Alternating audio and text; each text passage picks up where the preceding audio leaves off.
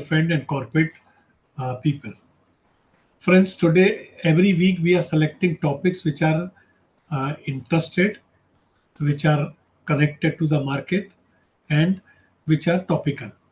So, today we have selected this Insolvency and Bankruptcy Code because so many cases and judicial pronouncement has come. And then, second, in the pronouncement, what is happening?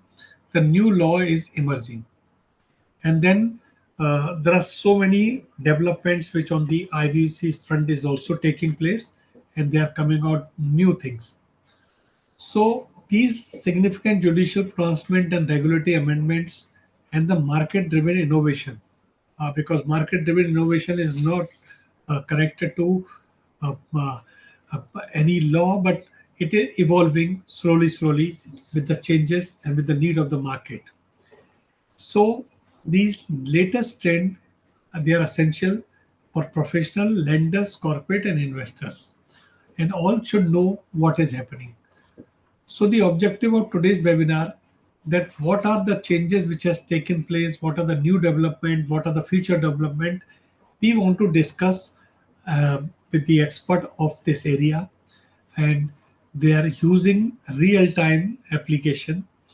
So we have invited a galaxy of speakers for this program. Those who are practitioner, those who are judicial person. So the key discussion point which we will discuss today is latest amendment and judicial pronouncement and what are the trends going on. Then strategy for effective resolution plan that we want to discuss, and then emerging funding mechanism in insolvency, because this is a new trend. Whenever the insolvency is there, the company is there, you require the bailout, you require that company can come out. So the funding is one of the most important aspects, because sometimes somebody wants to take over the company and they require funding. So we will discuss that also. Emerging trends in personal insolvency, that is new changes, new trend which is coming and it is taking a shape. Evolving role of professional insolvency professional, that is IPs, that we will discuss. And the last we will discuss outlook for 2025 and beyond. That is a interesting point, that on the basis of this, what experts feel, what are the new things we should do, we will discuss. Now, I want to extend very hearty welcome to our chief guest for today's webinar, Justice Ashok Iqbal Singh Chima. He is a senior advocate, former judge in High Court of Bombay, and former officiating chairperson at NCLAT. Uh, Justice Ashok has practiced as advocate as Akola, Maharashtra, 77 to 81, appointed civil judge, junior division in JMFC, 1981. Then he was promoted as an additional district judge in 89, later judge, City Civil and Session Court, Mumbai, 1999, and served as a special officer, High Court of Bombay at Goa, 91 to 94. Additional Registrar, High Court of Bombay, 94 to 99. Principal District and Session Judge, Pune, that is 2009 and 2010. And the Registrar General, High Court, Bombay also. And he held various key roles in Supreme Court of India as Registrar in 99 to 2007. And Secretary General 2010 to 30, contributing to the E Committee, National Court Management System, and Supreme Court Rule 2013. Then he was elected as Judge High Court in Bombay in 2013, worked across civil, criminal, tax, and constitutional matter, and he retires in 2016. I extend a very hearty welcome to our chief guest for this program, and I thank you, Justice Ashok Iqbal Singh Chima, for accepting our invitation and sharing your thought with all of us. Thank you very much, sir. Thank you. Now I extend a very hearty welcome to our other learned speaker. We have Amit Gupta, practicing company secretary and insolvency professional. Amit is deep into this insolvency work, and he knows the practical aspects when he interact with various professionals and the corporate and the court.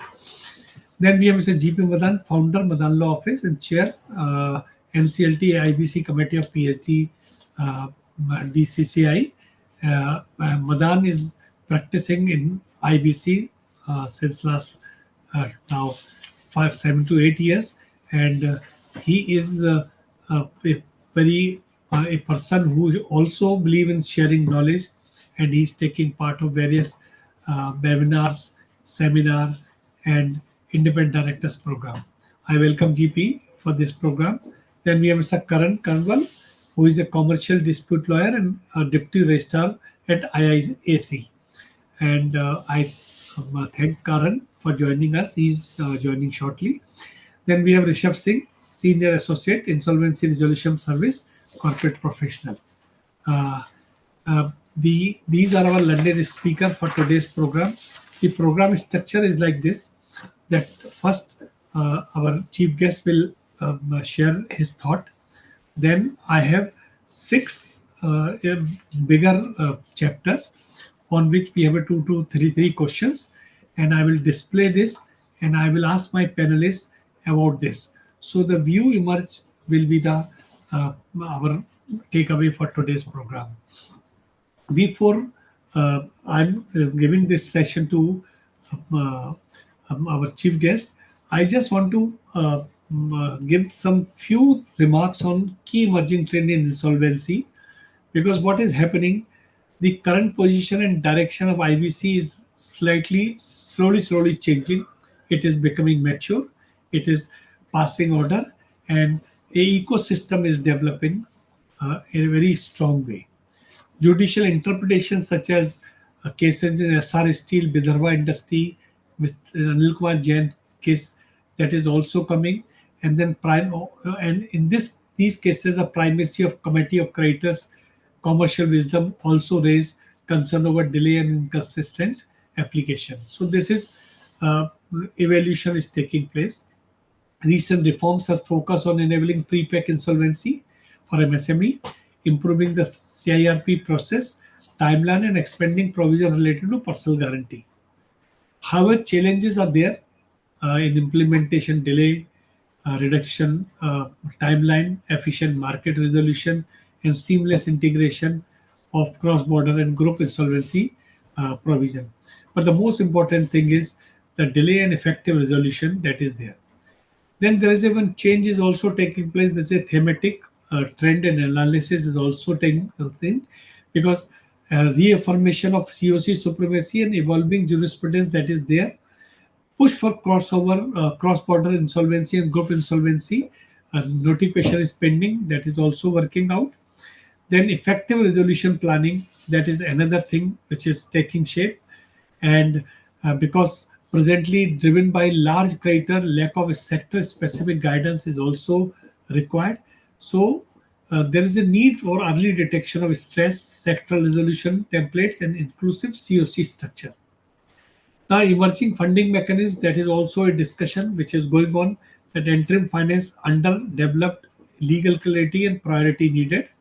Encourage distress asset investor regulatory support and DIP financing protection. That is also another aspect which is taking place.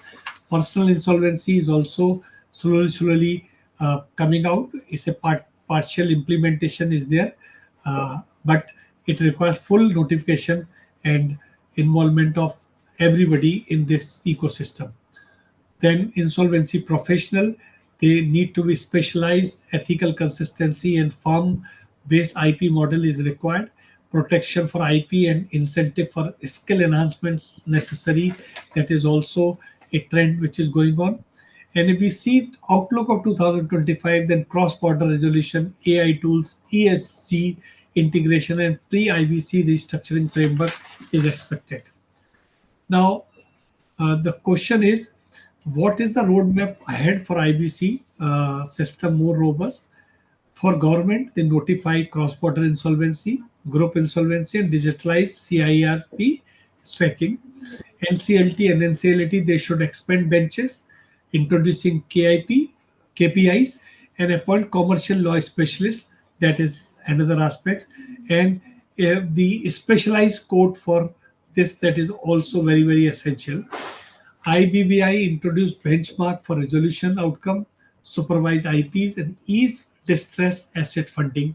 That is a one major demand of this particular system. Market should also enable this trust fund, because when the law is there, then the people will automatically come. Promote pre-pack scheme and educate stakeholders. That is market requirement. Professional should build capacity and thorough training, form and protection of genuine action. That is another aspect which is very, very important. Now, if I see this, then what is happening in India and what is comparative part of the other part. I remember India's number in doing business was 150 plus, and the major concern when issue was coming, that they were saying that you have a system of creating a birth, but you don't have a system to that person should die after some certain times. That IBC system but not there. And we had a winding up process, and that was taking 10 years, 15 years, 20 years, and that was very surprising.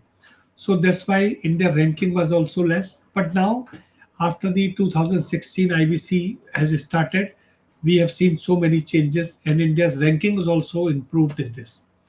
When we talk about the USA, another thing, because now when our system will mature, we will compare with other part of the globe, and then we will try to compete. So USA Chapter 11, UK Insolvency Act and Administrative Process, and Singapore IRDA, and then we must see what are the best thing there and how we can take the best global practices. So for that, we require legal and structural reform. That is one part. Notify and adopt the UN Central Model Law and cross-border insolvency. That is important. Implement full group insolvency framework and coordinated proceedings. Fully notify Part 3 of the IVC personal insolvency, non-corporate individual. Expand pre-pack insolvency for all companies beyond MSME. Then institutional strengthening, because it is international, that is there. So we have to establish, as part of the international level, specialized commercial restructuring benches in NCLT, introduce fast track benches for MSME, appoint court commissioner for insolvency court registrar like Singapore to offload routine matter, because every matter should not go to the court and it take away its time. Then procedural efficiency. The other global market is more efficient, so we have to mandate a strict timeline for each stage. CIRP, admission, RP appointment, plan voting, and approval. All things require faster implementation. Digitize all IBC filing, other regulator is doing. Hearing COC meeting with one-stop IBC platform. The IBC can make a platform, and then on that platform, every meeting, everything, every document can be there. So it can be very easy, and it can be controlled also. Introduce early warning framework using AI analytics via MC and IBBI jointly, and in Singapore and in UK, they do this type of analysis.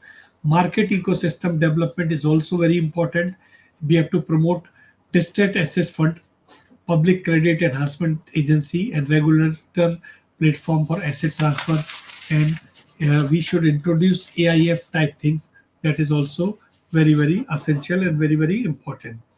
Then we have the system of this recognize the promote DIP finance and interim finance with the fast ranking, and build resolution and a benchmarking dashboard for track plant quality and the other recovery model. So this type of thing which are there, and that is also very important and very useful, and it will definitely work out that we should do something, because DIP, debtor in possession, is a concept where financing refers to funding provided to companies undergoing insolvency while they retain control of the operation. So that concept has to introduce in other part of the world, like I just mentioned about the Korean system. They have in the Korea system, they have a debt counseling body like South Korea. So that is another aspects that they suggest borrower that what are their right, what are the things, how to do this, and these are the problem, how to manage this, And the Korea has this Korea Asset Management Corporation, this CAMCO, and the Korea Inclusive Financial Agency, KIFA. They run a structured debt relief program. So these are some good models which we can get it from the abroad and international market. And the last point is the capacity building should be there. So multidisciplinary IP firm for better coordination. Then we have a build certification program in insolvency law for bankers, judiciary, IP, because bankers are working in the fund but they don't know the complete law. Create central insolvency data repository. These changes will definitely bring something new for this. So, friends, if I just see this in India, we are taking 400 plus days. In the USA, 12 to 24 months, UK 12 to 18 months, and Singapore, which is the fastest, 9 months and very simplified. Pre-pack, it is in for MSME. USA, it is widely used, common and efficient in UK. Structural pre-pack under the code, that is in Singapore. Cross-border insolvency is there in all the three jurisdictions, UK, USA, and Singapore. And UNCITRAL model law they follow. Group insolvency in India is consideration, but in USA it is available. UK is a partly addressed and integrated with IRDA, that is there.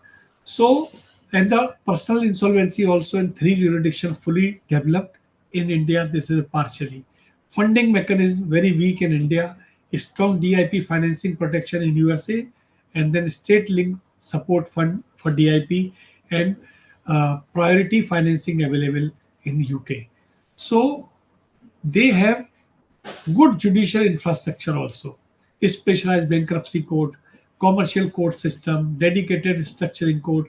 But in India, we have a overburdened NCLT and NCLT.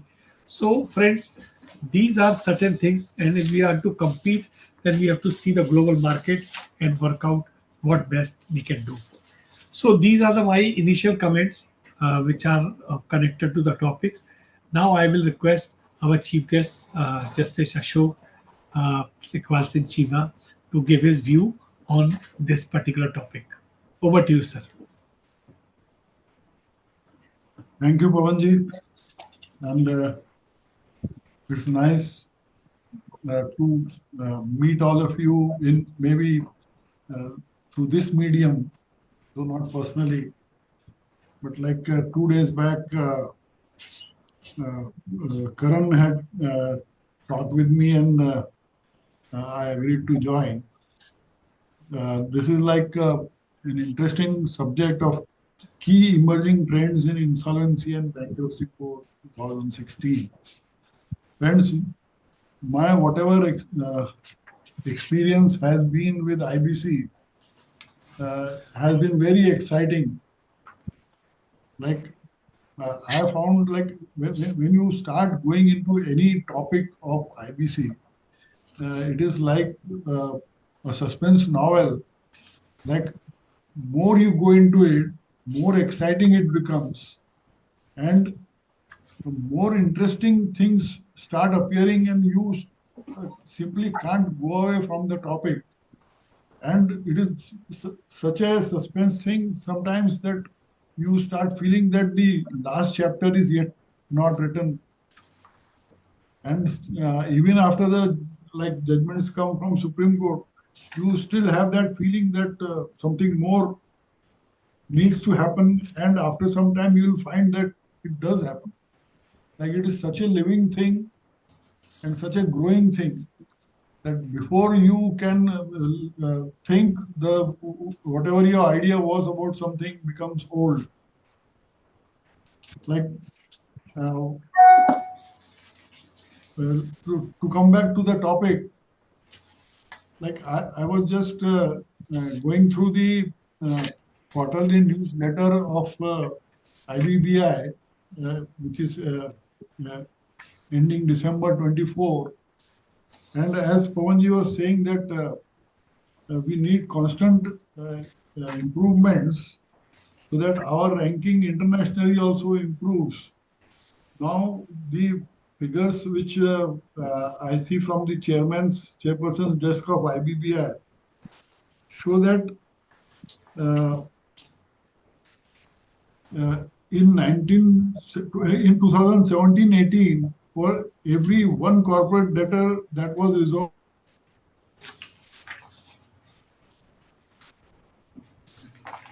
in 2024-25 till December 24, for every one corporate debtor that is resolved, 1.3 corporate debtors were going into liquidation.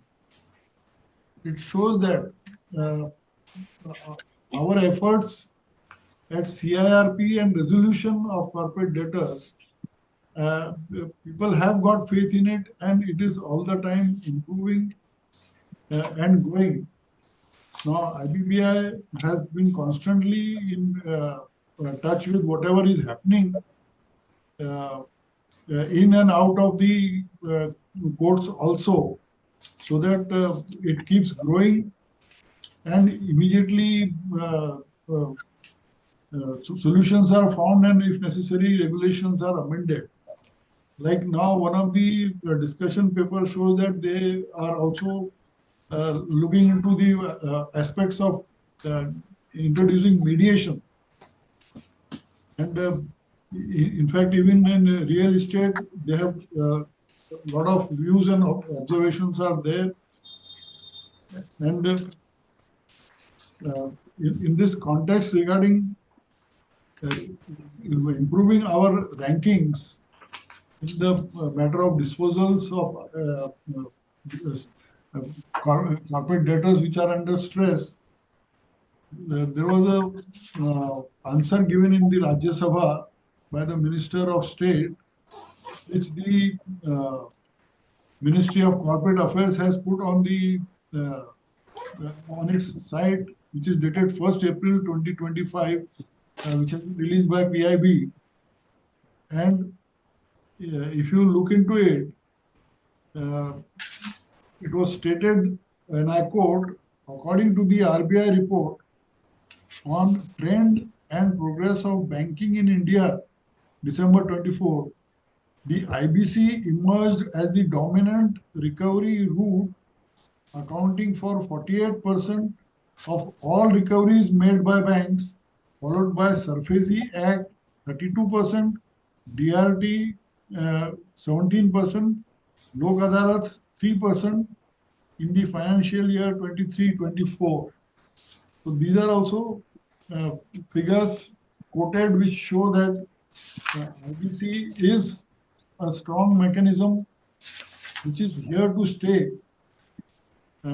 If we go to the speech which was given by Deputy Governor of Reserve Bank, Mr. Rajeshwar Rao, on 7th December 2024, uh, uh, and I quote him, as you are aware, asset quality position of the banking system has shown a remarkable improvement over the past few years. Specifically, the gross NPAs of the scheduled commercial banks have declined from a peak of 11.2% in March 2018 to 2.8% in March 2024. A good part of that reduction is attributable to resolution processes enabled under IBC. Unquote. So we can see that IBC is growing, IBC is there to stay, and uh, it has had a positive impact. Now, NPAs are reducing also because people know that they will not be able to escape. So this is also one of the success of IBC. Then, friends, uh, we have seen that there have been recent amendments in CIRP regulations by IBBI, in which one was Gazette notification of 24th September 2024, which involved authorized representatives of class of creditors uh, uh, शायद uh, till an authorized representative is selected, an interim authorized representative has been allowed to represent the particular class. This especially helps in matters relating to home buyers. There is another insolvency amendment, CIRP resolution, CIRP regulation amendment of 3rd February 25, in which handing over possession has been introduced as one of the relief which can be given to home buyers, which is a very welcome step, and it streamlines a lot of problems with which the resolution professionals face when they are uh, like trying to find resolution of the corporate debtors. Then, friends, there has been a discussion paper issued by IBBI on 4th February 25, which has got various uh, topics, which are very interesting topics, uh, like they have reviewing the expenditure on goods and services, then coordinated insolvency resolution for interconnected entities, like it happens with real estate or power generation companies, then presentation of all resolution plans before the committee of creditors, mandatory submission of statement of affairs by corporate debtors, then incentivizing interim finance providers so that they would know what is happening and whether their uh, investments are at risk. The most important thing is the disclosure and treatment of avoidance transactions, and part-wise the resolution plans. Uh, so, friends, these are various topics which has been put into uh, uh, public domain by the IBBI for discussion. Subsequently, there has been a CIRP amendment on 3rd of April 25 also, and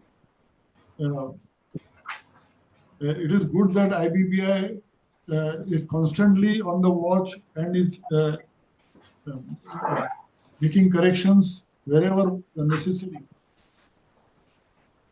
Hence, uh, if we look at the recent judgments also, uh, I would like to make a reference to the judgment in the matter of Independent Sugar Corporation versus Girish Shriram Juneja, 2025 SCC Online Supreme Court 181. Like this relates to the uh, combination, that in cases of combination, prior approval of CCI would be necessary before putting up the resolution plan to COC. This is one important judgment pronounced on 29th January 25.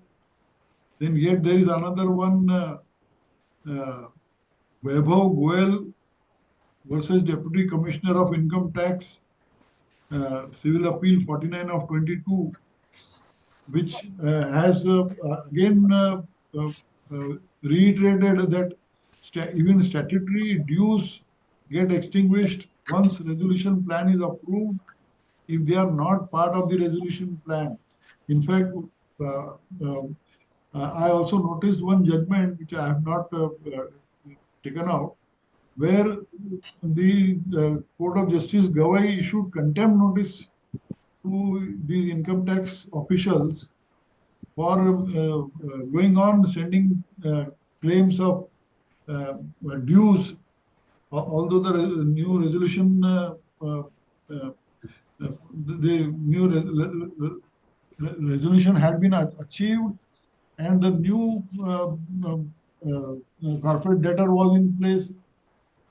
And the contempt notice was issued because the income tax authorities would go on insisting for payment of earlier dues. Then we have another judgment in the matter of Rakesh Bhanot versus Gurudas Agro, which says that where the question was, should Section 138 proceedings be stayed after debtor files application under Section 94 of IBC due to interim moratorium under Section 96 of IBC. This is regarding the uh, uh, persons seeking resolution of their debts, where the Supreme Court has said that Section 138 proceedings will not be stayed. This is also one of the important judgments. Uh, then we have Ansal Crown Heights flat buyers versus Ansal Crown in Infra Build Private Limited 2024 5 SCC 745. We say that moratorium applies to company, not to directors, and consumer forum can proceed against the directors, officers of the corporate debtor. Then there is another judgment, Piramal Capital and Housing versus 63 Moons. This is a very, very important judgment which has been pronounced on 1st of April 25, in which the approved resolution plan approval was upheld by the Supreme Court, and directions have been given regarding appropriate apportionment of recoveries to be made from avoidance transactions. So, like IBPI has been looking into the aspect that when resolution, when the information memorandum is issued, at that time also information should be incorporated, whether uh, avoidance applications are there, uh, uh, so that the persons sending the prospective resolution applicants would know that what they have to meet or what they need to take care of. Then, friends, there is Rajendra versus Monu Gunta. This is judgment of 4th April 25, which relates to limitation and provides that on trigger of limitation, the person aggrieved must apply for a certified copy, and with such copy should file the appeal in within limitation time for filing the appeal under Section 61 of IBC. So this judgment has also analyzed it, because many times the confusion is that I received the free copy on X date or Y date, and all that goes on. I did not receive the copy, and so limitation has not started running. Various grounds are taken. So all that has been settled by Supreme Court by this judgment of 4th April 25. Then there is an earlier judgment in the matter of BRS Ventures versus Sri, that even after CIRP against corporate guarantor, uh, the CIRP against corporate debtor can still proceed for recovery of the balance. So these are some recent judgments which are quite interesting, and uh, uh, we can look into these judgments and various others which all of you are must be and are familiar. So, friends, with these few words, like these are some of the aspects which I felt that these are, when you look into these judgments, you realize that how the law is growing and in which direction it is growing. Now like for like the personal guarantors, uh, the law does not seem to be in a mood to let them off, and even on criminal side, uh, they have to face the tune, and even on the uh, resolution and side, they have to face the tune if they are in default. So with these few words, I will ask Mr. Go ahead further with the. Okay. Thank you very much. Thank you very much for your word of wisdom, sir, and your deep knowledge on this subject. That is reflecting in your own past judgments also. And thanks for giving this comments, sir. Now we have our panel of experts, those who are working in this area. So I welcome GP Madan, Rishabh, Amit, and Karan is joining. So Madan sir and Amit and Rishabh, I just want that 2 minutes you just give a brief thing, so then I can start the roundtable discussion on key emerging trend. And my topic will be like this: latest amendment in judicial trend, that is first, then strategies for effective resolution planning second, emerging funding mechanism in insolvency third, and fourth is emerging trend in personal insolvency, and then evolving role of insolvency professional, and last is outlook for 2025 and beyond. And I have questions of each topics, and I will take comments. So Madan, I will start with you. 2 minutes, if the beginning will be introductory comments you can give, then Amit, and then Rishabh. Then I will directly come to the questions. Thank you, Mr. Pawan. Actually, I just entered my office. I was logged in when I was traveling in my car coming back from NCLT only. And one of the largest personal insolvency cases was there. I was representing personal guarantor. And Honorable Justice Seema has just said that law is not letting anybody free now, even the personal guarantors. So I tell you, I would like to consider my issues, preliminary issues on this only. That this legislation has actually created fear amongst the willful defaulters, be it they are corporate debtors or be they are individuals. Nowadays, the people might be saying that this legislation is not a success, it's a failure. I tell you, this is one of the biggest successful legislation of the recent past. Nowadays, no doubt, many people are saying that number of cases have come down. Number of cases might have come down maybe because of the delay in the adjudication process, but that issue is over now. Our LCLT benches are fully strengthened now. But why the number of cases have come down? Because of nowadays the defaults are not there. The moment a notice is issued by any of the lender, bank, financial institution or NBFC, on very next day, the borrower is at the doorstep requesting them for some for some concession not in the amount but concession in the timelines. And nowadays the borrower is making all efforts to make good all these defaults at the earliest possible so that he has not to face the music before NCLT. Because if a petition, be it under Section 7, be under Section 9, is admitted, there is every chance that this particular borrower is going to lose control over the entity, and not only the control, maybe the ownership also. And one of the biggest example we have seen today when Supreme Court has passed an order judgment in case of Bhushan Steel and Power, where after years of implementation of the plan, Supreme Court has found that neither the COC acted in its commercial wisdom, COC exercised its best commercial wisdom, nor the entire process was in compliance with Section 30, subsection 2, or even the RP also did not act properly there. So after years of implementation, Supreme Court has decided to let the company go into liquidation. We are not bothered what's going to be the valuation of the assets and all that. Though, according to me, had I been there, I would have passed an order. Okay, let the CIRP should start again. Let the process of Form G should commence again. Maybe during the review petition or the curative petition, that order may come. Or what will happen to the investment made by the successful resolution applicant.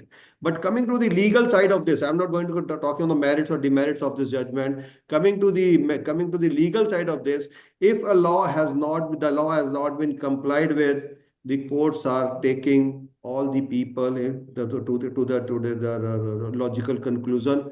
They are not Punjabi कहना, they are not bਖशोइंग anything. किसी को छोड़ नहीं रहे हैं वो. And that is actually that is actually the main success of this legislation. You know, you may say the number of applications admitted is small, number of plans are small, number of liquidation is big, but the cases which have been settled under IBC, more than 30,000 applications have been decided, and underlying that amount is more than 10 lakhs of crores of rupees. Even before admission, all this has happened. So this is the success of this legislation. Net NPA coming down less than 1%. Can there be any better success than this? Personal guarantors are actually trying their level best that if they can sit in between the principal borrower and the lender and the issues can be sorted out, so the personal guarantor do not face the music of insolvency or ultimately the bankruptcy. So according to me, this legislation is a great success, and I wish we all the stakeholders work together, work in tandem, work as an extended arm of the government, work an extended arm of the adjudicating authority of the regulator, and ensure कि हमारी dictionary से आने वाले time में तो wilful default शब्द खत्म ही हो जाए बिल्कुल. Thank you, Madan. And Indian economy reaches its the earlier glory. Pawanji, you were talking about this the Indian ease of doing business ranking. I remember when IBC came, India was at 131st place, and after 2 years of IBC, India was at 63rd place. वो तो उसके बाद Covid आ गया and the ranking has not been announced. There is a possibility if the ranking is announced, or we may be around 25 or 30. So that is the biggest success of this particular legislation. With this, I also welcome Honorable Justice Chima. I had appeared before him number of times, and I found his the judicial precedents in favor of all these stakeholders, laying down the law for the stakeholder. Thank you very much, sir, for being with us here today. Thank you. Okay. Thank you, Madan. Thank you. Amit, your view was very short. And then Rishabh. You, Madan sir and Justice Chima has already indicated the key highlights about the judicial precedents of the last 8 years and the success story of Insolvency and Bankruptcy Code. Like others, I am also a firm believer that insolvency has been a great success, and it will always remain there relevant for the society as long as business is there. The natural business risk will always be there, so there will always be the stressed asset. So as long as stressed asset remain, there will be some or other mechanism required for the purpose of de-stressing that stress.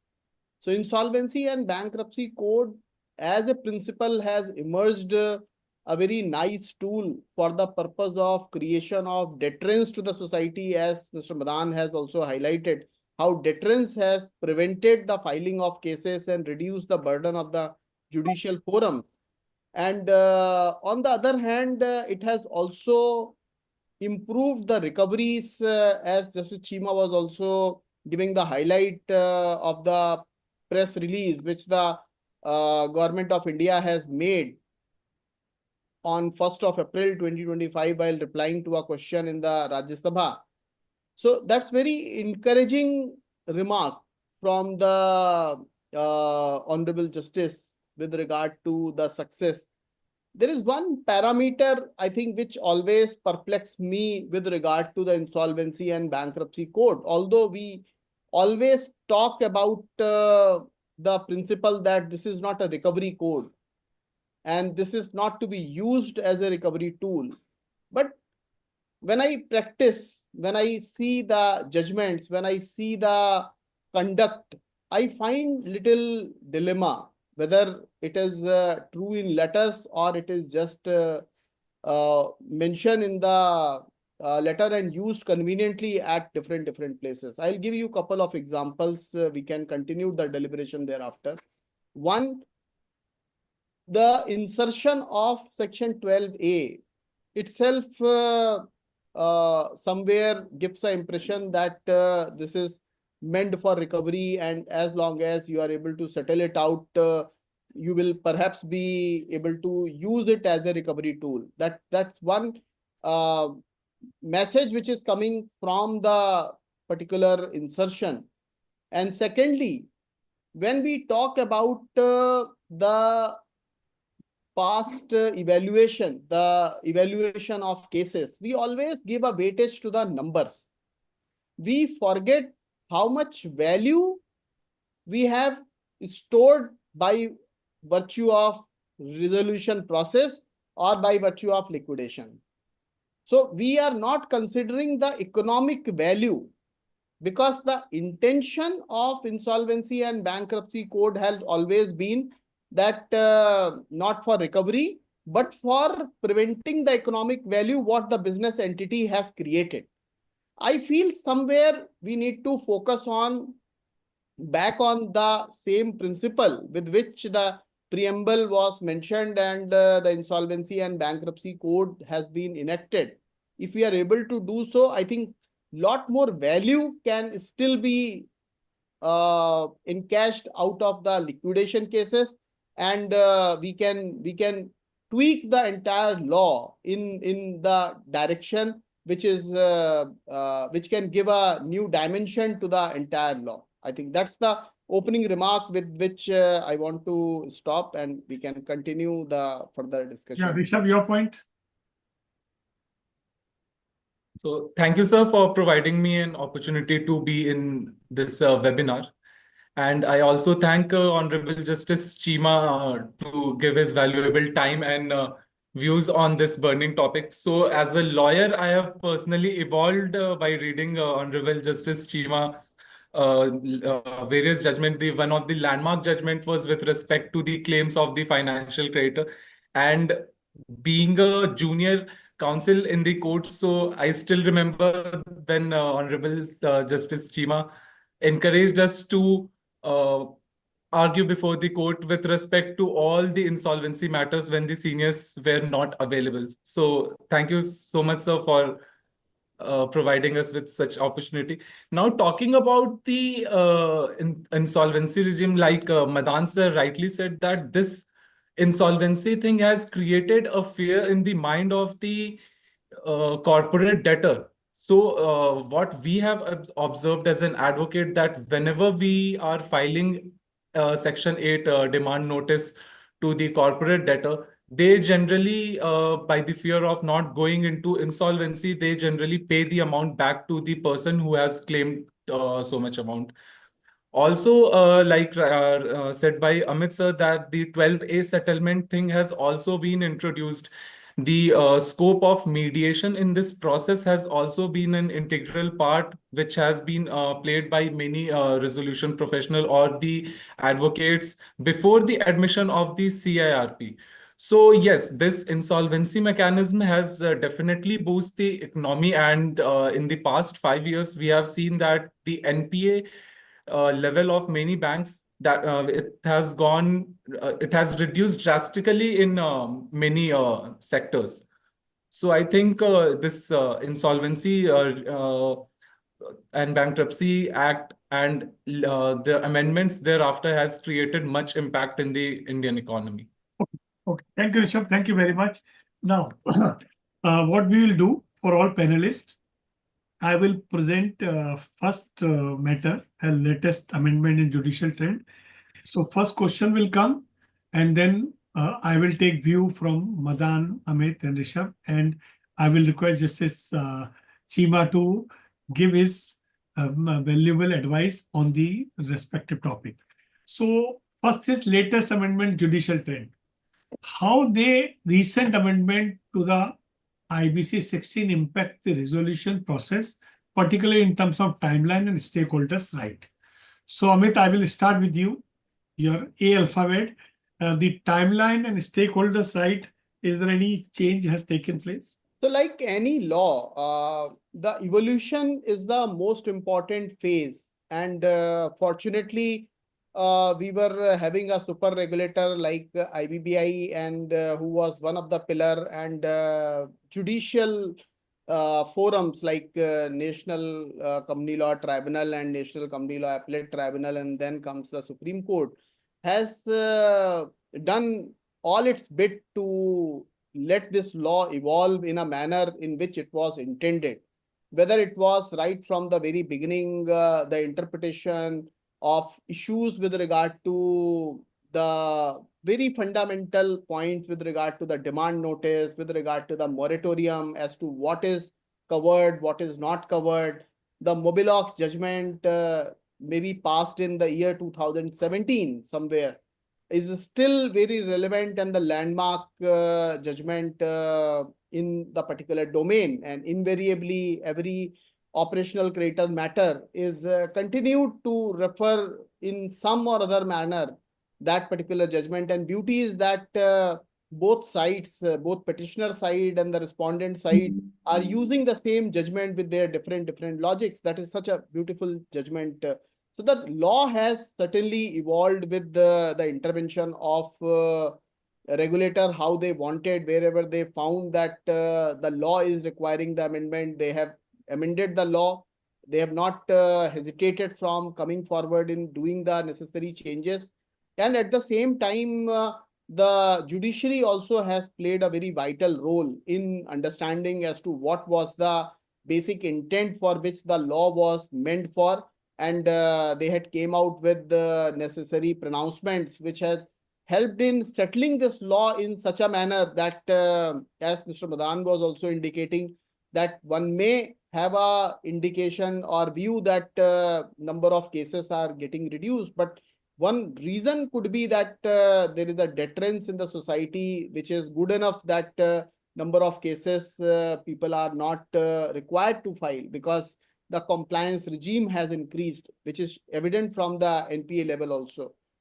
Secondly, there are many of the cases with regard to the limitation. I think that was a subject which has been settled by Apex Court in many of the judgment, which has changed the gamut of the Insolvency and Bankruptcy Code. Timelines mandatory directory has given a lot of relief to the evolution of Insolvency and Bankruptcy Code. Most important change which I consider in this particular domain was settling the claims of financial creditor, operational creditor, a class of creditor. The guidance given by Supreme Court in many matters has been landmark. One recent pronouncement or the recent evolution by which a new line of thinking was evolved was a reverse CIRP, in which has been used. I remember Justice Mukhopadhyay was one who allowed in one of the earliest matter. After that, Supertech also used the same. In Ansal matter also, this was used. Whether it is good or bad, now law is also getting evolved surrounding to that. So that's how judicial intervention has compelled the regulator to think over and evolve in form of a law. So I certainly believe that the law has supported the meeting of the timelines and protecting the rights of the stakeholder, right? So in the manner in which the preamble was carved out in the Insolvency and Bankruptcy Code. So it is very well coming from the evolution taken place by the judicial interventions. Okay. Madan, your point of view relating to this, whether the timeline and the stakeholder rights has changed? As far timelines are concerned, the Supreme Court has said in the very beginning itself in J.K. Jute Mills that all the timelines in the court for all the stakeholders are mandatory, but however, the timelines for the adjudicating authority and the appellate authority are directory in nature. Despite all that, the law provides for 330 days, but what we are seeing nowadays that within around 500, 550 days, every case is getting resolved. And according to me, that's not a bad timeline. If we see the earlier regime of corporate debt restructuring or OTS and all that, it was taking years together, and after years together, all these schemes were getting failed. However, the timelines which have been provided in the law, we have not been able to meet the timelines But certainly, the plans which are being submitted nowadays, and whenever when RP is going to NCLT for seeking a timeline in the extension of CRP period, or a liquidator goes to a seeking extension in the timeline for liquidation period, earlier all these applications were being decided mechanically. But nowadays, the adjudicating authority is not deciding these applications mechanically. Adjudicating authorities are asking n number of questions. Why do you need this extension? Even the progress reports are not being taken the face value. But at the time of progress report, the adjudicating authority taking and asking number of questions that why this project progress report should be taken on record. What are the key features, key highlights of this progress report? All these things, I tell you, have brought these systems in place. Nowadays, RPs cannot take, or other stakeholders cannot take all these timelines for a ride. But certainly one major change which is required according to me in this case is the timelines or the code of conduct which IBB envisaged earlier for committee of creditors. If we have that code in place, that code for committee of creditors, I tell you these timelines can be reduced drastically, because till date, the members of the committee of creditors are taking exorbitant time in taking the decisions. IBBI is coming out regularly with various changes in the regulations. IBBI is having a consultative process. IBBI calls all the stakeholders, and on the basis of the recommendations of stakeholders, the changes are made in the regulations. All these things are making no doubt in favor of all the stakeholders. But as far as you see the timelines are concerned, certainly timelines, we are still not meeting those timelines. But in the times to come, because I say that law is at the nascent stage, in the times to come, we will be meeting these timelines. But as far as stakeholder rights are concerned, I tell you, there is the awakening. It is really awakening. Okay. Nowadays, every NCLT bench is asking, please tell us how the workers and employees' interest has been taken care of. Please tell us that. Number one. Number two, they are asking, what have you provided for the statutory dues? What have you provided for the operational creditors? No doubt, NCLT cannot challenge the commercial wisdom of the committee of creditors, but detailed explanations are being asked, detailed affidavits are being taken, and every NCLT bench is trying its level best that every stakeholder is taken care of in the resolution plan. However, certain timelines have been provided in the personal guarantors insolvency resolution mechanism also. But unfortunately, that has not, again, that is truly at nascent stage. Hardly we have seen any repayment plans. And around 102 crores has been recovered so far in personal insolvency cases. But the time is very difficult to meet the timelines there. When we come to the personal insolvency issues, I'll be discussing in detail at that point there. Thank you. Rishabh, do you think the timeline is realistic considering the existing load on NCLT? Sir, to be very honest, these timelines are just directory and not mandatory in nature, as directed in discussed in many case laws. So the beauty of this Insolvency and Bankruptcy Code is that since the inception of this code, the main focus of this whole act has been revolved around the timeline. Like for admission, 14 days time period should have been given. After the admission of CIRP, public announcement should be done in 3 days. Then claims should be submitted within a period of 30 days initially, and later on 90 days. Publication of Form G within 75 days. So each and every section as well as regulation has been linked with a particular time. And in recent considering the load of honorable tribunals across the country, yes, there are certain matters where certain timelines are not being followed by many insolvency professionals with respect to the extension of CRP period. For example, if an CRP is getting ended on a particular 180 days period, and the resolution professional or the interim resolution professional further seeks an extension of 90 days, then an application needs to be filed. And considering the workload of the honorable tribunals, that application may take somewhere around 1.5 months for that particular thing to get admitted. Alternatively, there has been a timeline with respect to the regular committee of creditors meeting, defining of voting period, which has been now extended to up to 7 days and a minimum of 24 hours. Timely issuance of key documents, that is a request for resolution plan, information memorandum, evaluation metrics, etc. Then separate bank accounts should be maintained by the corporate debtor, then approval of insolvency resolution process cost. And the recent amendment, which has drawn attention to various COC members as well as stakeholders, that is with respect to the disclosure of valuation in the information memorandum. Though there is a clause that the COC members, if they are not agreed upon the disclosure, they may not disclose. But in many cases, we have seen that for better reach out to the people in the market for the resolution of the corporate debtor, those small changes has bring a significant development in this field of insolvency laws. Okay. Now, friends, I have 17 more questions.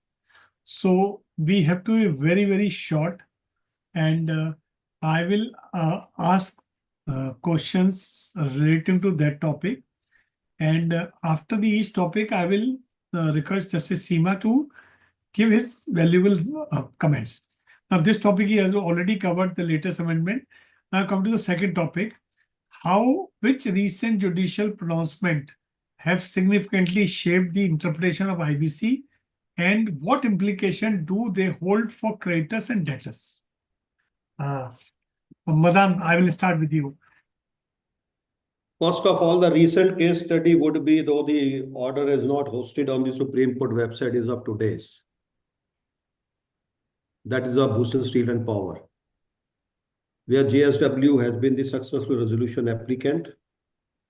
And there have been certain pictures. The key highlights of today's judgment are that RP had utterly failed to discharge his statutory duties contemplated under the code during the course of entire CIRP.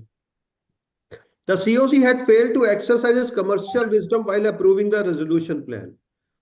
Now, Pawanji, this is a very contentious issue. Earlier, the same Supreme Court has said that you cannot challenge the commercial wisdom of COC. Now, what is commercial wisdom has not been defined anywhere. Commercial wisdom is a very, very subjective term. It means earlier, there were a number of judgment cases, Asidar, Maharashtra Seamless, Esther Steel, where Supreme Court has held that commercial wisdom of COC cannot be challenged. Now, same Supreme Court is saying today that COC has failed to exercise his commercial wisdom. Now, what is that commercial wisdom? The details of the judgment will provide. And what sort of commercial wisdom was to be exercised by the COC, which has not been exercised. Now, the whole lot of questions will be there on commercial wisdom itself. Earlier, there was no question on commercial wisdom, but now the questions will be asked in various resolution plans before the adjudicating authority, that in this case, COC has applied his commercial wisdom, but not exercised properly. So this particular judgment, I tell you, may derail with the approval of various resolution plans pending before the adjudicating authority, or which may be filed before adjudicating authority. It further says that COC has also failed to protect the interest of the creditors by taking contradictory stand before the Supreme Court and accepting the payments from JSW without any demurrer and supporting JSW's ill-motivated plan against the interest of the creditors. So even the plan has been said to be ill-motivated, and this plan against the interest of the creditors. Now, which creditors? There are creditors who have approved the plan. Now, Supreme Court says that this plan has been ill-motivated and against the interest of the creditors. And the JSW, and after the approval of the plan by NCLAT, willfully contravened and did not comply with the terms of their resolution plan for a period of 2 years. Now, what are going to be the consequences of non-implementation of the plan or delayed implementation of the plan? Even with respect to that, the law has been laid down today. And the resolution plan of JSW, as approved by COC, it further says is not in terms of section 30 subsection 2. This is the most talked about section in terms of the resolution plan. That every resolution plan has to meet the requirement of section 30 subsection 2.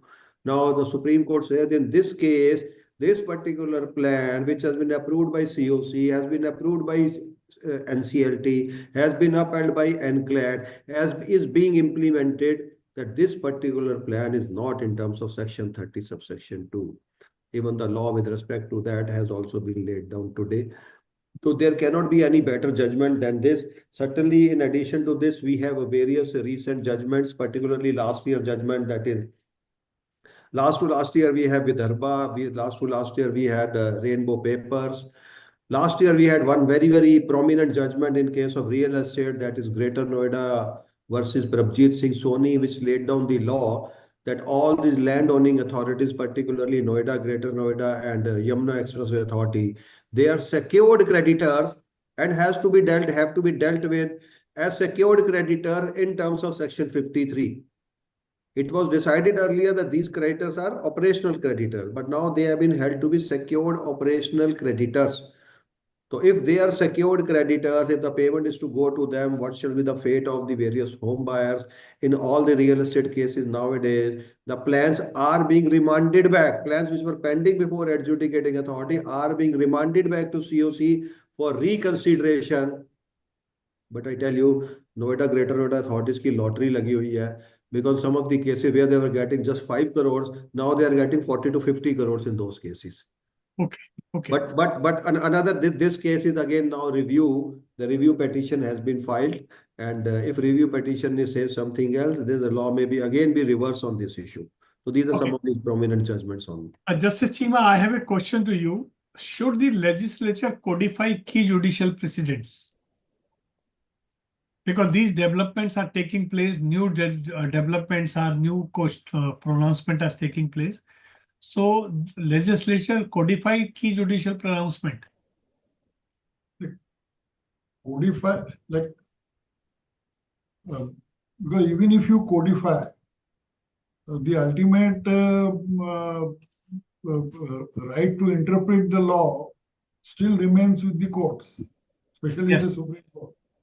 Yeah. So actually, like taking a race with the court, like it happened earlier once when NCLT had decided a judgment, and before it went to Supreme Court, they amended the rules or regulations so that in the Supreme Court they would succeed. There was a race was tried to be done with the judiciary, but then it doesn't happen practically in all matters or all the times, because whatever you may codify, the courts will still have to take their own decisions, and they can always change what is there. Okay. Amit, Shivam, next question. Amit, are there any gap in the current IBC framework that recent judicial trends have highlighted, and how they can be addressed? See, I think yes, like any any law, no law is perfect at any point of time. So likewise, insolvency law also has multiple gaps which have been plugged over a period of time. Like one of the gap which the judicial pronouncements had helped amendment in the law itself was on the eligibility criteria. 29A parameter was not there in the original law book. Insolvency and Bankruptcy Code did not envisage the requirement of 29A. But as the law was getting implemented, it was noted that this is the one area where there could be a lot of difficulties, and the law was amended to plug that loophole. The other landmark change which has been plugged out, which was a gap, was a propoundment of theory of clean slate in the resolution plan. Unless and until successful resolution applicant is given a guarantee of a clean slate theory, this law could not have evolved in the manner in which we are praising all together today. This has been successful only when the apex court in one of the matter has intervened and laid the foundation for insertion of 32A and provided that that matter was regarding the proceeds of crime. And they said you cannot continue the harassment to the successful resolution applicant on the theory of proceeds of crime. All that you can do is to continue and pursue your matter with the previous management. New management, successful resolution applicant has got nothing to do with the same. And that has given a confidence to the resolution applicant that no matter what the situation be, if a successful resolution applicant is getting a asset or property out of resolution plan or out of liquidation, liabilities or baggages will not continue, at least to the extent they are not provided in the resolution plan. It will be limited to what extent resolution plan talks about. I think these are few of the areas where the gaps had been very rightly plugged by the judicial intervention, and that has enabled the law to reach to this particular height.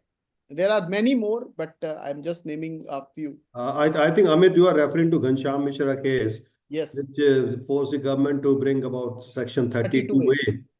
And to begin with, I remember of a situation when 12A also brought into 4A because of the judicial precedents. Because Correct. earlier, for any settlement, Article 142 of the Constitution of India was being invoked. And Supreme Court India was being burdened because of the settlement case and the withdrawal of the cases. So government decided, no, let it not, the case doesn't reach Supreme Court. And Supreme Court introduced 12A coupled with the Regulation 30A. But on this, I would like to highlight a recent judgment in case of Baiju. Baiju has made actually Regulation 30A impractical now. Because as per what was happening earlier, as per Regulation 30A, before constitution of the Committee of Creditors, if there is a settlement between the promoters of the corporate debtor and the applicant creditor, then application, they can first file a Form FA with the IRP, and IRP will move the court, will move NCLT for withdrawal. But now Baiju says, even at this stage, other creditors have to be heard. COC has not been constituted, but other creditors have to be heard by NCLT. So if other creditors are heard at this stage, and if they object to this withdrawal, then certainly 30A, Regulation 30A becomes inoperative and non-starter. That is going to be a very, very disastrous situation. Absolutely. And it will force the company to go into insolvency. Okay. Justice Chima, my one suggestion, one point is there, like United Nations Commission on International Trade Law. They are doing for cross-border merger, and they are doing some model code. So uniformity in admission criteria will help for solving these cases faster. Probably, like the discussion which I have been hearing of this regarding the query number 1, like I feel like what Mr. Madan is also mentioning, that Bhushan Steel judgment, like the manner in which things are going. Earlier, like the earlier arbitration act had failed with passage of time, when judgment after judgment came, and so many different views were there. Now, like if there is some consistency in the judgments or the precedents are very strictly followed, then that would be in the interest of IBC and the resolution process and insolvency jurisprudence which we have developed till now. So the latest trends like of uh, judgments where the settled things are unsettled creates difficulties. Okay. So although there is a mechanism even in the judiciary to settle when there are different views from different benches, but these things take time. So let us hope that things will settle down and less changes made in a settled law. Like IBBI also going on issuing various compliances to be done endlessly, going on making amendments or changes, and this thing, like everybody has to be little slow. Like when something is already settling down, that should not be disturbed. So one thing which will be helpful according to me is artificial intelligence, and it is stated that artificial intelligence, the blockchain technology needs to be introduced so that whenever the timelines which are fixed are disturbed, you should get the person's concerned, like the resolution professional also should immediately know, and the judges also should be able to know that where the timeline was broken. So timelines need to be provided and they need to be followed, and more clear the law is, the better it is for the system. Like if all the time or every time making changes in the provisions also creates difficulties, because every little change something happens there. Okay. Okay. Shivam, next strategy for effective resolution plan. Now, what are the key elements of a successful resolution plan in today's IBC ecosystem? Amit, can you just say, and I will request everyone to just confine to the topic, quick point. See, the one element which, with my experience of the last 8 years in the insolvency resolution, which I find is a gap, is identification of a right match. And perhaps we could not develop the sufficient smart ecosystem, as Justice Chima was also indicating.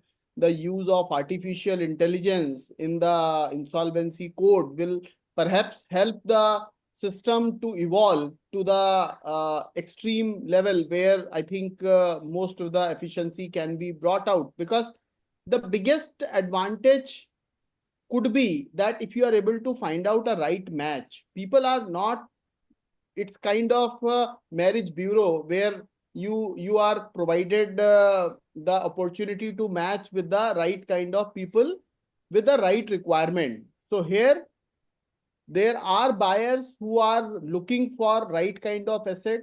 There are right kind of asset looking for right kind of buyer. Perhaps NCLT or IBBI so far has not been able to provide that kind of ecosystem. That is the point number one. Now, coming back to the point, what are the key elements for successful resolution? What is done, I think I'm not commenting. I'm taking the points which are little negative, which we have observed that where we are lacking. Are generally these plans are drafted by people who are little having less exposure to the practical world where the implementation is required to be done. So there are always some or other gaps where implementation becomes a bottleneck. One of the bottleneck in the last 8 years, although insolvency and bankruptcy is a is administered by Ministry of Corporate Affairs only, and Ministry of Corporate Affairs administers the companies also. But even in the last 8 years, we could not get a seamless system whereby your company status from active to CIRP, from CIRP to active, from active to liquidation, and vice versa, and induction of director, changes in the capital, all this happens in a seamless manner. That has not taken place. The companies which come for insolvency or after resolution are struggling. I'm saying literally for 2 years, 3 years. I have got today only one of the company which has got resolved in the year 2020. Now 5 years after, they are not able to get their status updated and directors updated on the portal. They are struggling from pillar to post to get that data updated. So that is the one part which I think IBBI needs to look into, so that the administrative hassles are removed from this entire system. Now, this should go seamless without intervention of any human. There should be direction coming from ministry directly that this is a route map. There is a separate green channel created for the purpose, so that hassles are not there for the successful resolution applicant. Another point which is required to be kept while drafting the resolution plan, if we consider that what will be the end-to-end way to implement that particular strategy, if we are able to plan that at the resolution plan stage, I think the defaults and the situation of fait accompli will not happen, because we are currently also struggling in one of the matter where because of the complexities in the securities law, the minimum public shareholding condition and the listing price and all that, the listed entity is struggling with regard to the dilution of 25% of stake. They had invested X amount of money and the valuation currently is X by 10. They cannot dilute 20% at the same price. So these are the problems which could have been resolved at the time of planning stage. Because of the bad planning, perhaps these things are occurring. And last but the very important part, which I think should be appropriately captured while drafting this resolution plan, is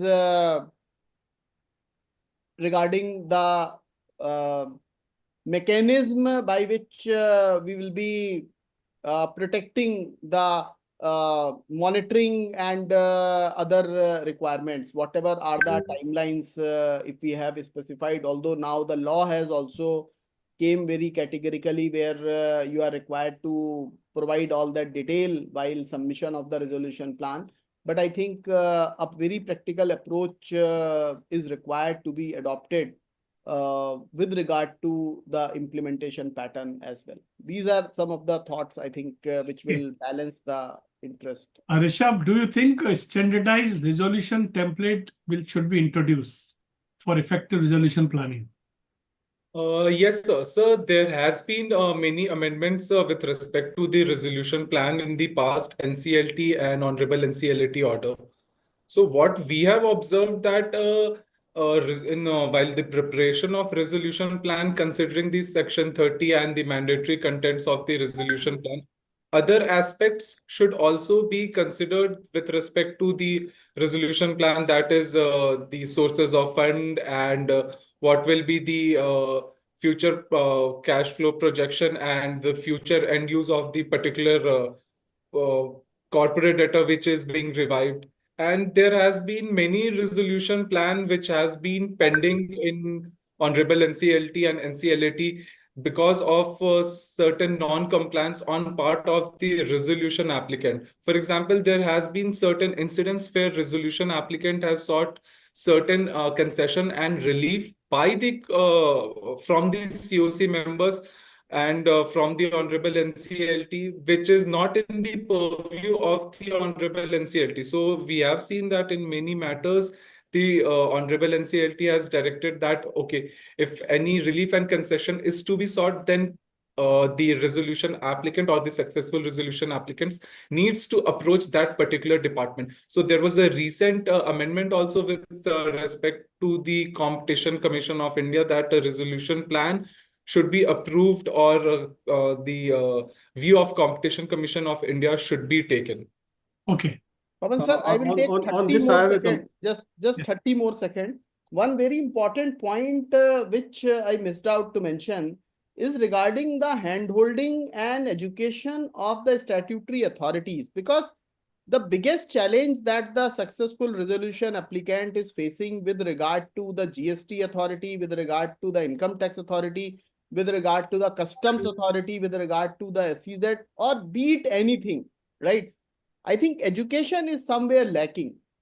We have met 2 weeks back to the IBBI again on one of the matter where we have got literally the harassment from the GST authority and the customs authority with regard to the successful resolution applicant by bombarding them with the filing of cases where the law is settled that you come with a clean slate and no past liabilities and dues can be recovered, but you are filing the cases. I think government needs to educate properly. I know that the law is very clear, there is nothing to be done, but unnecessary you are running from pillar to post, and also you are compelled to file a writ petition to get necessary relief. I think Justice Chima Okay. has indicated there is some Supreme Court direction also. I think Supreme Court has taken some cognizance in the matter very recently.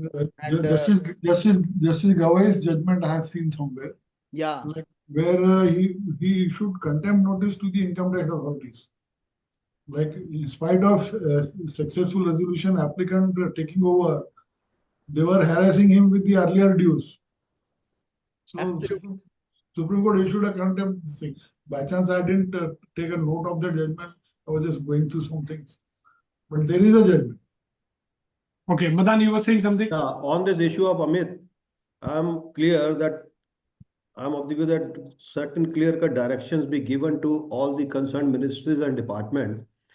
And you know what is surprising and shocking, that majority of the departments which are actually harassing the SRAs post-implementation, post-approval of the plan during implementation, they are from Ministry of Finance.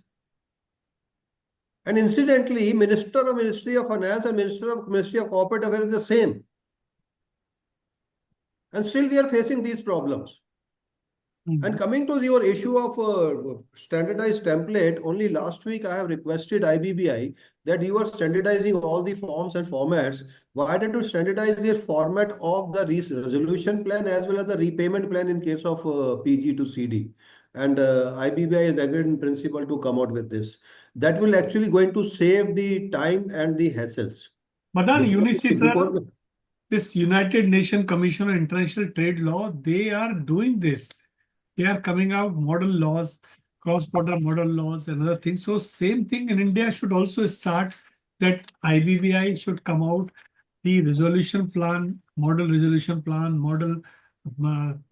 resolution things. So various things can help. Yeah, we need to make a representation to IBBI. The IBBI actually hears all the stakeholders. Let's make a representation to IBBI with respect to this. Okay. Next question.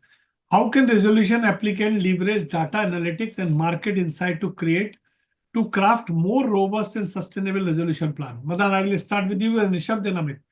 But very quickly, because we have data and market insight to craft more. I think, you know, there is no rocket science in this. According to me, if the information memorandum has been prepared properly by the IRP or RP, as the case may be, then certainly resolution is going to be very easy for the resolution applicant to give an implementable plan. But the problem is that these IRP or RP are not getting the exact information or exact data from the promoters or from the corporate debtors. okay. Then they are filing the application. Whole time is wasted there. IRP or RP has even limited time to prepare this IM. You know, IM is an exhaustive document on the basis of which the entire future of the company is dependent. So this preparation of IM and has to be system. This has to be a very, very robust mechanism. And if every damn information is available in the IM, I think resolution plan can submit its plan within a week, not more than that. Amit, can you say, can you IBBI create a centralized CIRP data or industry-specific data tool? It's already there. It's already there. Yeah, it is already there. IBBI is having all information. They are collecting all information with regard to the particular industry wise, particular sector That wise. is available to all, or that is No, it is not popular? available to all. It Right, is but I available tell you, a summary of that is available in IBBS quarterly newsletter, which is hosted on the website of IBBI. But I think the point what Pawan sir is raising, if that data is available to all, I think the people who are intending to foray into the particular industry by way of becoming a successful resolution applicant, they can also benefit out of that. But that I think advantage is not there. Like Pawan sir has suggested for templatizing the resolution plan, even the template for the information memorandum are also required to be created so that the minimum information, whatever is prescribed therein in a particular format, are mandatorily provided therein. I agree there is a challenge, as Madan sir is saying, that in majority of the cases, the promoters are not available, the data is not available. So what the poor resolution professional can do with regard to filling the information, that is the challenge. But we have seen that even in the cases where the information could be provided but has not been provided, I think that gap will at least be met out, and people will be able to figure out the right match from reading the information memorandum, and better resolution plan. Even they can fetch out better value, because we are not providing the right information in the document. They are not able to do any evaluation thereof in a right manner. Okay. Amanji, as recently you have spearheaded a committee and brought out a wonderful standard with respect to the minimum information to be provided to AC and shareholders with respect to RPT. I think you can also form a committee and bring about the standard, the minimum information to be provided to a proposed PRA before it submits a resolution plan. Absolutely. Okay. So, Rishabh, you have any point in this? No, sir. I think Madan sir and Amit sir and Honorable Justice Ashok sir has already given us insight on Okay. this. So, next question is, what challenges do resolution professionals face in ensuring compliances and while maximizing value for stakeholders? The first challenge I faced, I think Amit just discussed with respect to the ROC and MCA. With respect to this, again, I discussed with you around 4 days ago, I had a discussion with the regional director North. And I told him that RPs, liquidators, SRAs and acquirers, they are facing problems. Information is not getting updated, board is not getting changed, shares cannot be allotted, and all the issues are there. He has agreed to listen to our problem. He says, if you can consolidate these problems, submit it to me. He has agreed for an open house session also. I think Pawanji, we can coordinate that session and bring him before the stakeholders. That will be a wonderful service to the stakeholders, I tell you. This is one of the issues. Rest up to Amit. Okay. Yeah, I think we have discussed already. I have already highlighted the key issues are with regard to the MCA 21 interface. Few issues are there with the SEBI also, which we have been highlighting to various forums, which with regard to the minimum public shareholding, with regard to the delisting, with regard to the suspension of trading, with regard to login for filing the information. So all that is required to be taken up with the respective regulator for seamless implementation, because all the RPs and post implementation, even the professionals are struggling with regard to all that. Okay. Justice Chima, can you just suggest, should COC behavior be monitored for ethical conduct? That even without any regulation can be looked into, because whatever is not ethical is always objectionable. Yeah. So if there is anything which is happening which is unethical, you can always take up that issue, and even with the concerned bank authorities and all those things. But then prescribing a code of conduct, as was being suggested, can be there. And as far as this strategies for effective resolution planning, what I feel from the discussion, you all of you, because you people are much more experienced in these practical things than I understand. What I feel is that for the planning for resolution, effective resolution planning should be become easier in the present times. Like if we take it up with the IBBI, because what happens, AI, what is stated to be AI, also gives you that information which is fed basically to it. So if IBBI takes it up to uh, develop AI on its own so as to feed particular informations in AI for like given set of uh, uh, facts. What would be ideal resolution, draft resolution plan, what you may call it, or proposed resolution plan, or if the combination changes, like for if it is real estate, how it should be, if it is these power companies which have got multiple, which are like where there are multiple companies linked with each other, how it should be like uh, information if it is properly fed, the results should be similar. Like potential resolution plans can be thought about and AI can be developed so that afterwards the work becomes easier and faster. And timelines, if they are like red flag, like wherever any of the concerned persons violates the timeline, there should be a red flag which should get raised, and all the concerned persons should know that an error is taking place here, timeline is being violated. So if these type of developments take place, then effective resolution planning would become much more easier.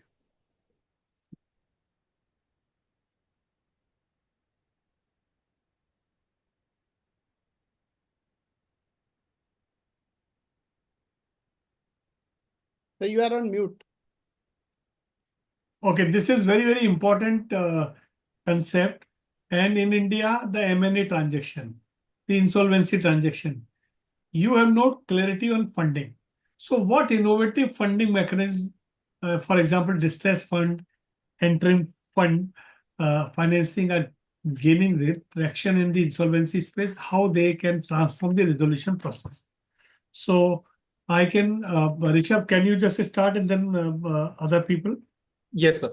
So, sir, the innovative funding mechanism in insolvency is with respect to, I think, interim finance. In many cases, we have seen that COC members, they generally approve interim finance. Then credit back resolution plan is also being considered by many COC members. Then hybrid instruments, that is use of convertible debentures or receiving finances. Then asset reconstruction company can also be roped in to fund a certain project with respect to the insolvency.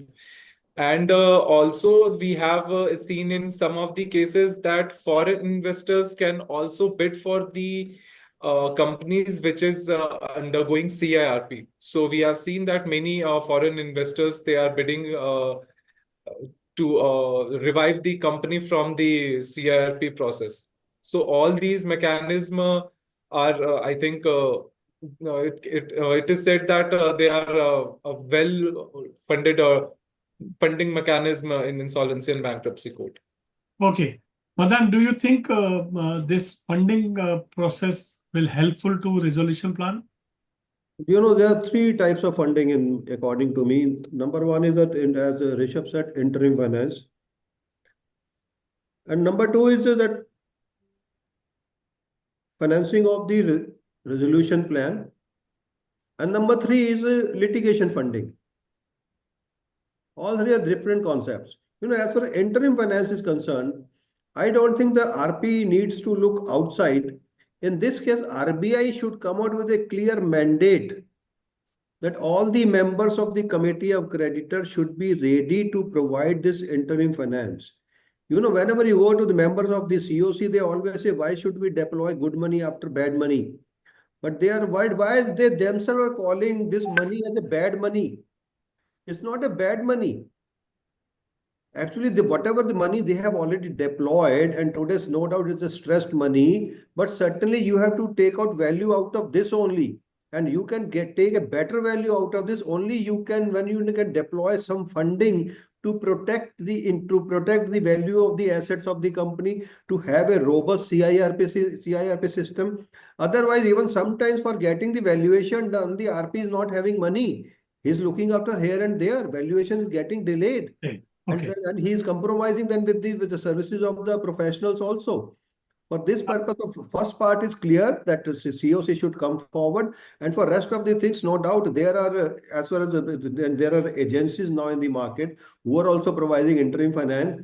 And I tell you what interim finance funding they are charging. They are charging 19.5% to 21.5% compounding monthly. That is the rate of interest being charged.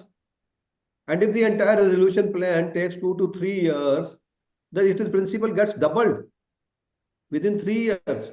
Even the resolution plan may not remain viable. So government needs to do something, maybe through RBI or some other modes or some dedicated funds for this purpose. Okay, Amit, can you just tell how can the so Shivam, next question. How can the IBC better facilitate access of interim finance for distressed asset company?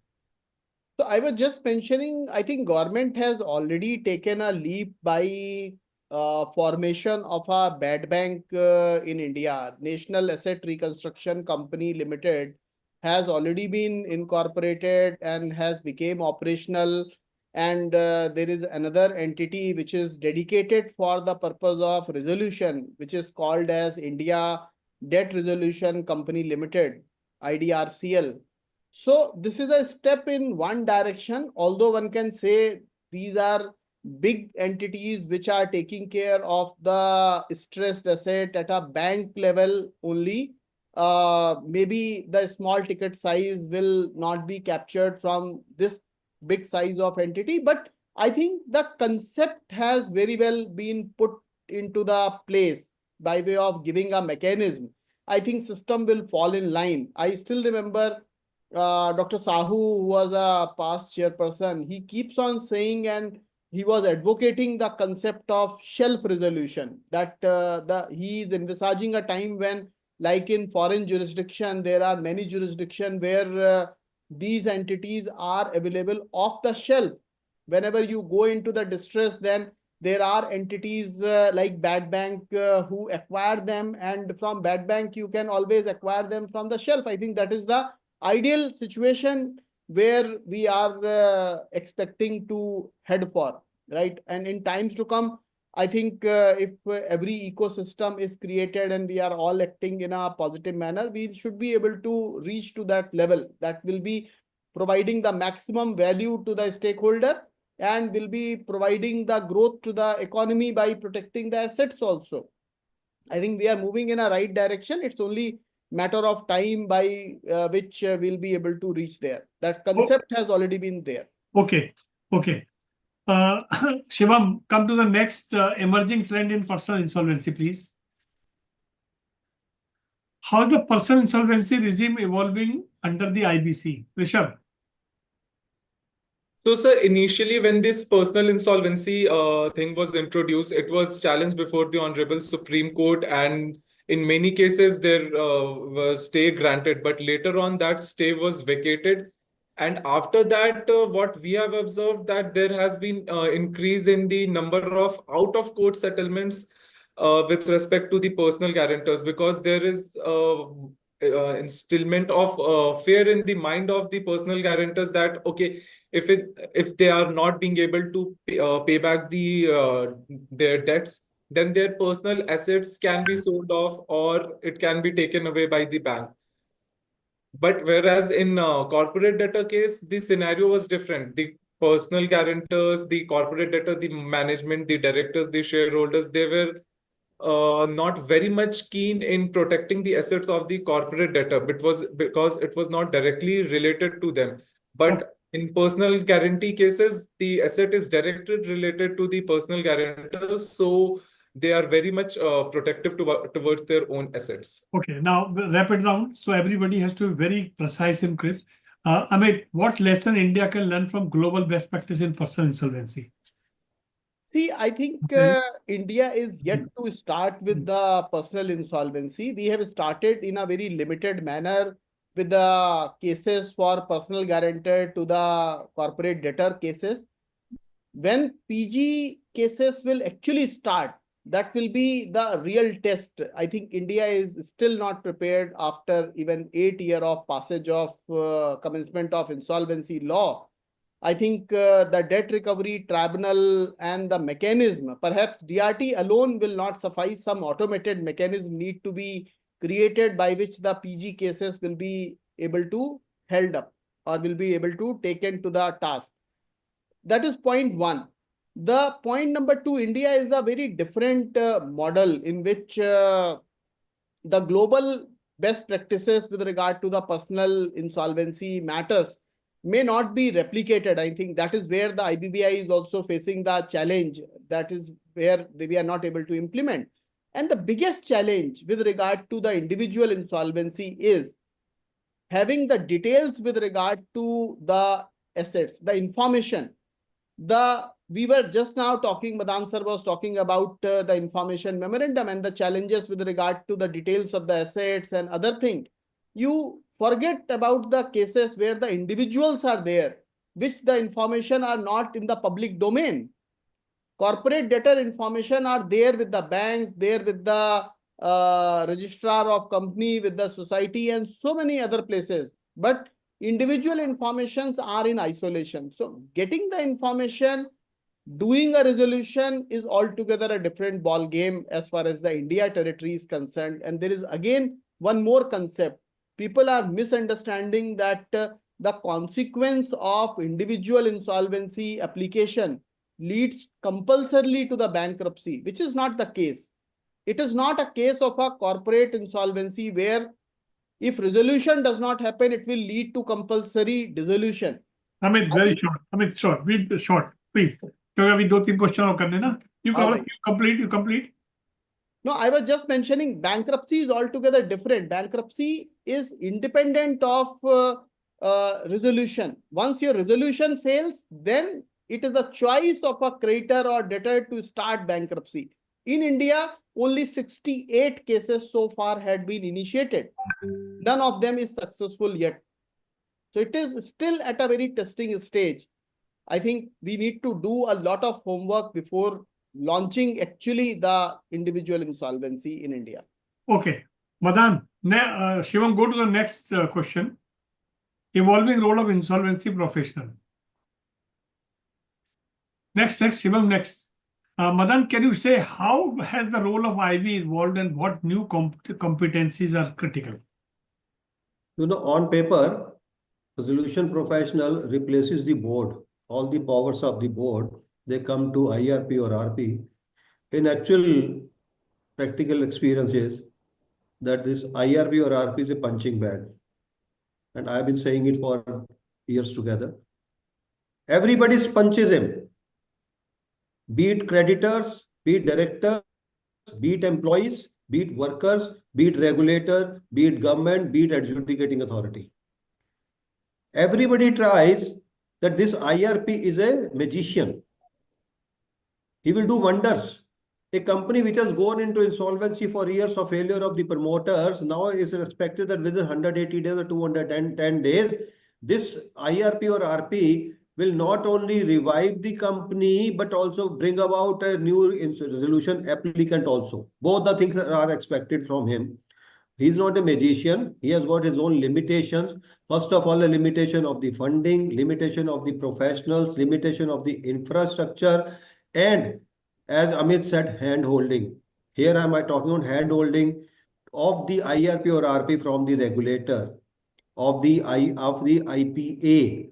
Both of them had to have to do hand holding with this individual person. There are black sheeps in every profession. I'm not denying.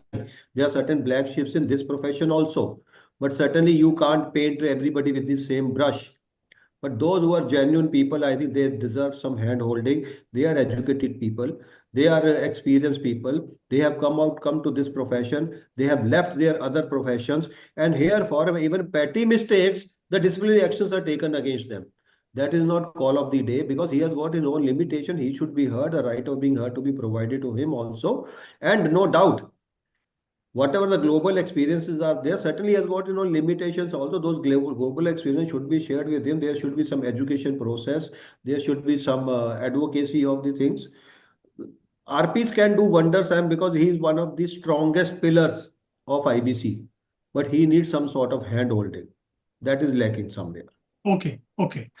What challenges do IP face in balancing fiduciary duty with expectation? I think I've already given the answer of this. Okay. How can technology enhance efficiency and transparency under IP? Pawanji, technology can enhance the efficiency in every field. Okay, now this next outlook for 2025. Hmm. So I will ask one by one.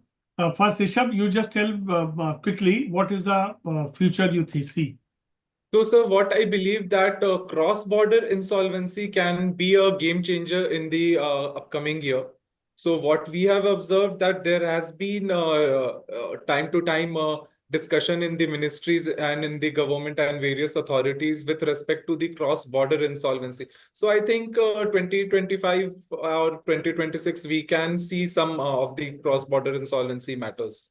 Okay, Amit. Other should be group insolvency. Okay. That is also need of the hour. Okay. Yeah, that is correct.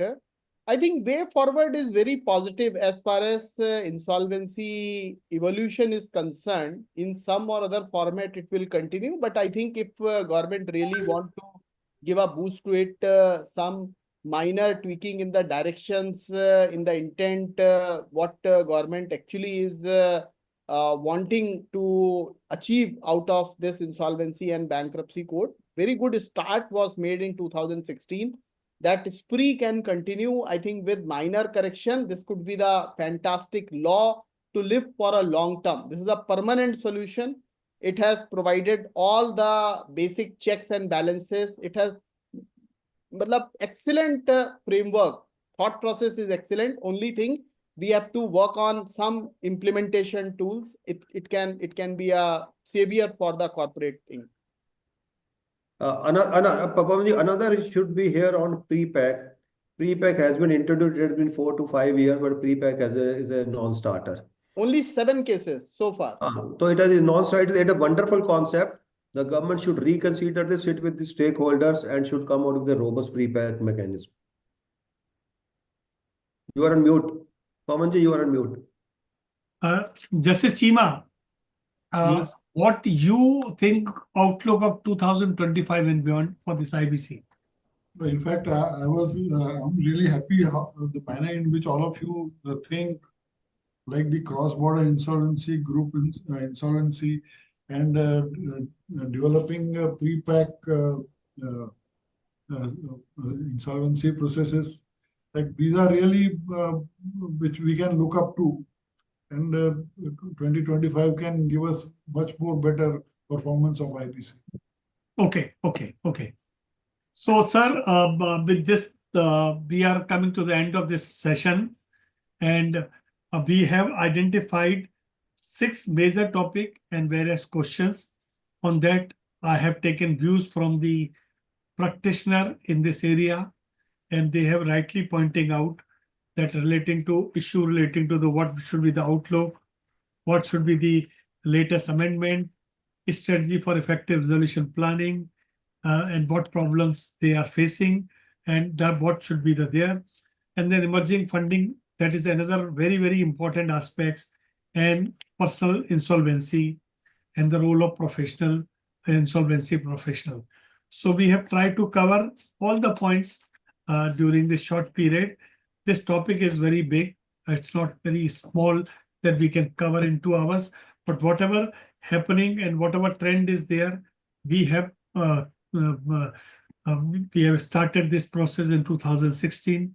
Until then, we have completed a good amount of evolution of this law, creating an ecosystem. Judicial pronouncement is also making a very effective process.